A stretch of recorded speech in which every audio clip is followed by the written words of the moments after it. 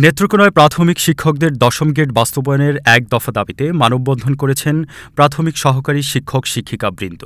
নেত্রকোনা প্রতিনিধি নাজমুল ইসলামের পাঠানো তথ্য ও ভিডিও চিত্রে বিস্তারিত। প্রাথমিক সহকারী শিক্ষকদের বেতন স্কেল দশম গ্রেডে উন্নতিকরণে এক দফা দাবিতে বৃহস্পতিবার বিকেলে নেত্রকোনা জেলা প্রেস ক্লাবের সামনে ঘণ্টাব্যাপী মানববন্ধন কর্মসূচি পালন করেছে নেত্রকোনা সদর উপজেলার বিভিন্ন প্রাথমিক বিদ্যালয়ের কয়েকশত শিক্ষক শিক্ষিকাগণ।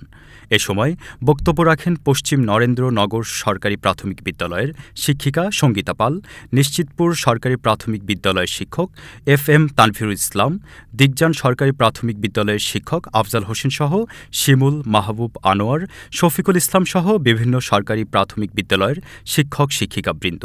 মানববন্ধনে অংশগ্রহণকারী শিক্ষক শিক্ষিকাগণ দাবি করেন যে প্রাথমিক বিদ্যালয়ের শিক্ষকরা যে যোগ্যতা নিয়ে শিক্ষকতায় আসেন, ঠিক সমমানের শিক্ষাগত যোগ্যতায় অন্য পেশায় মানুষ প্রথমেই দশম গ্রেড নিয়ে চাকুরিতে প্রবেশ করেন, কিন্তু প্রাথমিক শিক্ষকদের দেওয়া হয় ১৩তম গ্রেড, যা সরকারি চাকুরিতে সুস্পষ্ট বৈষম্য। এ সময় বক্তারা বলেন, আমরা দীর্ঘদিন যাবৎ দশম গ্রেডের দাবিতে আন্দোলন করে আসছি, কিন্তু কোনো সরকারই আমাদের কথায় কর্ণপাত করছে না। এভাবে আমরা আর বৈষম্যের শিকার হতে চাই না, যার কারণে আমরা এক দফা দাবিতে মাঠে নামতে বাধ্য হয়েছি। অনতিবিলম্বে যদি আমাদের দাবি মেনে নেওয়া না হয়, তাহলে আমরা আরও বৃহত্তর ও কঠোর কর্মসূচি দিতে বাধ্য হব।